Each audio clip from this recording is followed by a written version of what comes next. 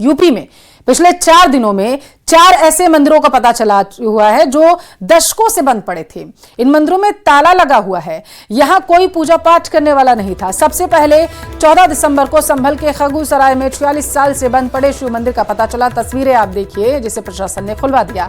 उसके बाद कल यानी 17 दिसंबर को संभल में ही एक और मंदिर का पता चला। यह मंदिर भी लंबे समय से बंद पड़ा था।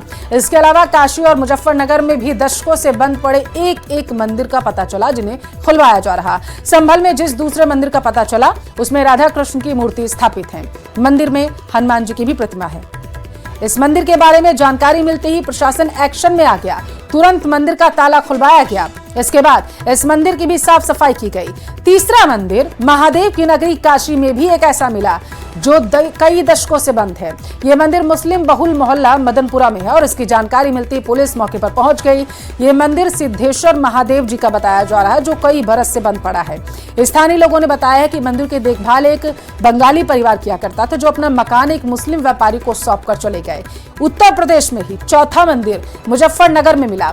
बताया जा रहा है कि यह मंदिर 1970 में बना था और 1990 में यहां रहने वाले हिंदू परिवार बढ़ती मुस्लिम आबादी की वजह से पलायन कर गए। जाते समय अपने साथ मंदिर की मूर्तियां और शिवलिंग भी ले गए। तब से ये मंदिर खाली है। हिंदू संगठनों ने सरकार से मांग की है कि इस मंदिर में फिर से मूर्ति स्थापित कर पूजा पाठ शुरू किया जाए।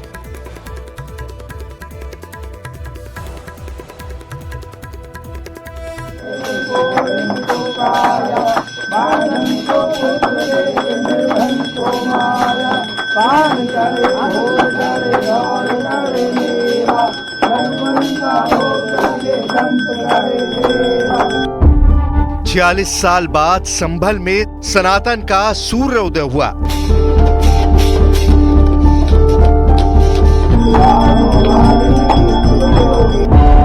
उन्नीस के बाद बजरंग बली को चढ़ाया गया चोला।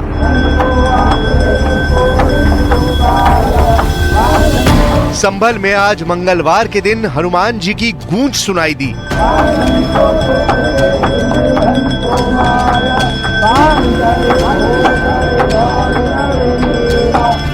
भजन कीर्तन शुरू हो गया।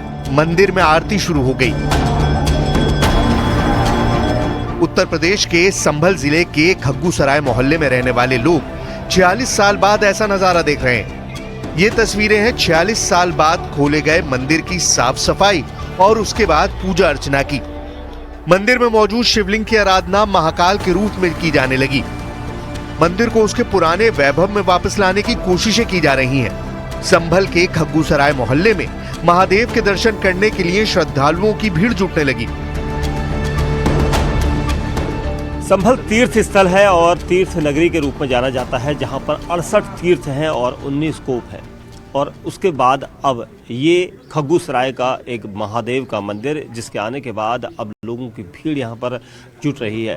सोमवार का दिन महाकाल की आरती का था। भव्य तरीके से भगवान शिव के उस शिवलिंग को यहाँ पर सजाया गया था और महाकाल की आरती की गई थी। महाकाल का पूरा रूप इस शिवलिंग को दिया गया था और यहाँ पर जो लोग यहाँ पर जुटे थे, उन्होंने भजन कीर्तन गाकर सुबह से शाम तक शिवमय माहौल बनाया था। और इस भव्य जो शिवलिंग है उसको देखकर आपको लग रहा होगा कि महाकाल साक्षात यहाँ पर नजर आ रहे हैं। और आज है मंगलवार का दिन और बजरंगबली का दिन है। बजरंगबली की मूर्ति को आप देखिए, बिल्कुल साक्षात यहाँ पर उसे भी आज सजाया गया है।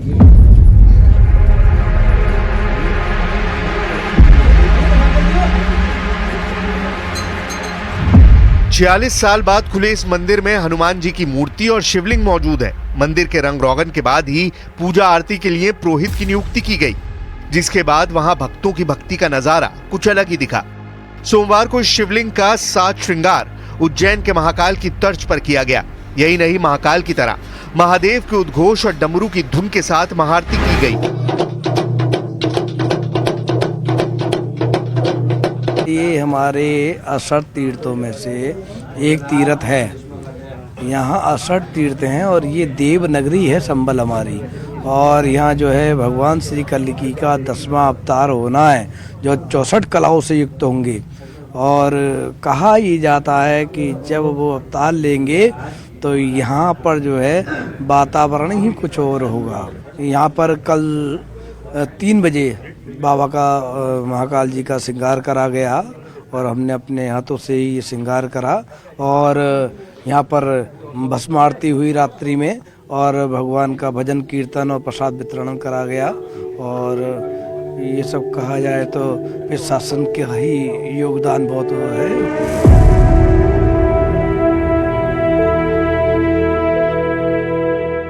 संभल के इस मंदिर में सुबह से ही पूजा पाठ शुरू हो गया। शिवलिंग को महाकाल की तरह सजाया गया तो 46 साल बाद हनुमान जी को चोला चढ़ाया गया। संभल में बजरंग बली और महाकाल का ये स्वरूप वहां के श्रद्धालुओं को भा रहा है। सनातन धर्म को मानने वालों के लिए ये किसी उत्सव से कम नहीं। मंदिर के आसपास हिंदुओं का एक भी घर नहीं होने के बावजूद पूजा अर्चना में शहर के दूसरे इलाकों से भक्तों की भीड़ दिख रही है। अब संभल क्षेत्र की नहीं बल्कि पूरे उत्तर प्रदेश की जनता जागृत हुई है। अब संभल के ही नहीं बल्कि पूरे उत्तर प्रदेश के लोग यहाँ पर मंदिर के लिए दर्शन करने के लिए आएंगे। हमने अपने हाथों से ही ये श्रृंगार करा और यहाँ पर भस्म आरती हुई रात्रि में और भगवान का भजन कीर्तन और प्रसाद वितरण करा गया। और ये सब कहा जाए तो प्रशासन का ही योगदान बहुत है। बताया जाता है कि यह मंदिर 400 साल पुराना है। 1978 के दंगों के बाद से यह मंदिर बंद है। मंदिर को जब खोला गया तो इसमें शिवलिंग, हनुमान जी और नंदी की मूर्ति मिली। जानकारी के मुताबिक अगर बिजली की चेकिंग नहीं होती तो मंदिर नहीं मिलता। संभल में 46 साल बाद मंदिर खोले जाने के फैसले पर जहां श्रद्धालुओं में खुशी है, वहीं समाजवादी पार्टी के नेता योगी सरकार पर हमला कर रहे हैं। नौनिहाल बच्चे मर गए, लोगों के घरों के चिराग बुझ गए, उस पर कभी उन्हें चिंता नहीं हुई। वही मंदिर, वही मस्जिद, वही बातें, सिर्फ नफरत।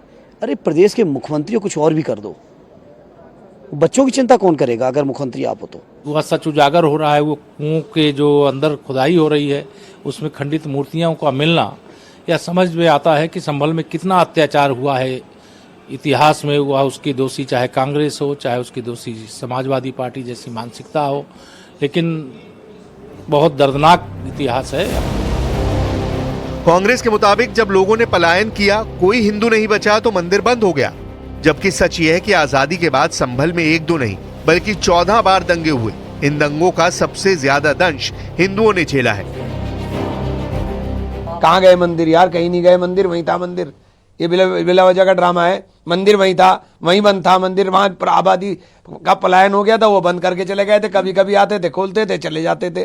तो कहाँ चला गया था मंदिर भाई? को दबाया के नहीं रखा जा सकता बहुत समय तक। समय समय पर परमात्मा की विशेष अनुकंपा से माननीय मुख्यमंत्री जी जैसे लोग इस धरा पर आते हैं और सनातन का जीर्णोद्धार करते हैं। पहले भी ऐसा होता रहा है। जैसे आदि गुरु शंकराचार्य जी स्वयं प्रकट हुए और उन्होंने सनातन का उद्धार किया।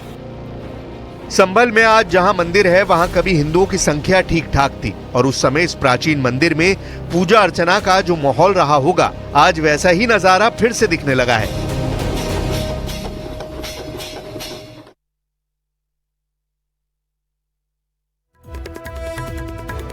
संभल में मिला एक और मंदिर और उसी तरह वाराणसी में भी मंदिर मिला। दोनों ही मंदिर किस तरीके से थे हमने आपको वो दिखाया। लगातार ऐसे मंदिर मिल रहे हैं और अब हम आपको एक ऐसी खबर दिखाने जा रहे हैं जो महाराष्ट्र से है, जहां पर पुलिस को कामयाबी मिली है।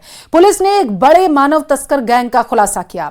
गिरोह से जुड़ी 8 महिलाओं पर आरोप है कि वो बच्चों की खरीद फरोख्त में शामिल हैं। देखिए खास रिपोर्ट।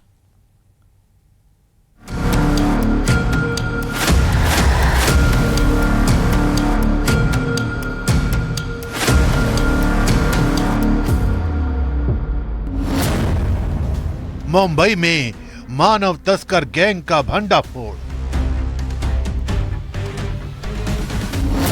नवजात बच्चों की खरीद फरोख्त का खेल बेनकाब। 3 राज्यों में धराशायी हुआ मानव तस्करी का नेटवर्क। मुंबई पुलिस के शिकंजे में फंसी ये वो महिलाएं हैं जिनके ऊपर बेहद संगीन आरोप है। आरोप है कि ये सारी महिलाएं मासूम बच्चों की खरीद फरोख्त में शामिल हैं। जानकारी के मुताबिक माटुंगा पुलिस ने इन शातिर महिलाओं को महाराष्ट्र, गुजरात और कर्नाटक से गिरफ्तार किया है। मुंबई पुलिस ने ह्यूमन ट्रैफिकिंग का एक बड़ा गैंग को पर्दाफाश किया है, जिसमें अधिकतर जो गैंग मेंबर है वो महिलाएं हैं। ये महिलाएं जो है वो महाराष्ट्र, गुजरात और कर्नाटक में ऑपरेट होती थी। और ये देखिए किस तरीके से जो पूरा गैंग है वो मुंबई पुलिस की माटुंगा पुलिस स्टेशन की जो ह्यूमन ट्रैफिकिंग है उसके पूरा गैंग बच गया है। ये छोटे बच्चों की खरीद फरोख्त करती थी और बताया जा रहा है कि ये इंटरस्टेट गैंग है। दावा किया जा रहा है कि मुंबई पुलिस को इस गैंग से जुड़ी कई खबरें पता चल चुकी थी। इन्हीं खबरों के आधार पर पुलिस ने टीमें तैयार की और बाकायदा प्लानिंग के तहत इन्हें जाल में फंसाया गया। बताया जा रहा है ये महिलाएं ऐसे परिवारों को चुनती थीं जिनके परिवार में बच्चे नहीं होते थे। उन परिवारों के साथ 3 से 4 लाख रुपए में बच्चों की डील की जाती थी। ये इंटरस्टेट गैंग है और इस गैंग को पकड़ने के लिए मुंबई पुलिस काफी दिनों से इनके ऊपर नजर रखी हुई थी। मैक्सिमम जो आरोपी हैं वो महिलाएं हैं, जिसको पुलिस ने पूरा ट्रैप लगाया। इनके कांटेक्ट में आया कि अगर बच्चा खरीदना या बेचना हो तो किस तरीके से ह्यूमन ट्रैफिकिंग का पूरे गैंग को पकड़ा जा सके। पूरे ट्रैप में मुंबई पुलिस ने अभी तक 8 महिलाओं को गिरफ्तार किया है और 1 पुरुष भी है। बताया जा रहा है कि ये इंटरस्टेट गैंग है, छोटे छोटे बच्चों को ये खरीद फरोख्त करती थी। ह्यूमन ट्रैफिकिंग का बड़ा गैंग महाराष्ट्र, गुजरात और कर्नाटक में चल रहा था। लेकिन इस ऑपरेशन की अगुवाई करने वाली प्रतिभा जोगलेकर ने पूरे नेटवर्क को धराशायी कर दिया। जानकारी के मुताबिक मानव तस्करी गिरोह से जुड़ी 8 महिलाओं पर शिकंजा तब कसा गया जब एक बच्चे से जुड़ी खबर की पड़ताल चल रही थी। हमारे यहाँ पे रहने वाले एक बच्चे की सेलिंग हुई है, ऐसा हमें इन्फॉर्मेशन मिला था। तो उसके हिसाब से हमने उसके ऊपर वर्कआउट करके अलग अलग जो कड़ियाँ थी एक साथ जोड़ते जोड़ते आगे चले गए और हम लोगों ने इन सबको ताबे में लिया है। रेट तो फिलहाल 2 से 3 लाख के बीच में जो है वो उनके तरफ से लीगल प्रोसीडिंग्स का खर्चा बता के लिया। और इसी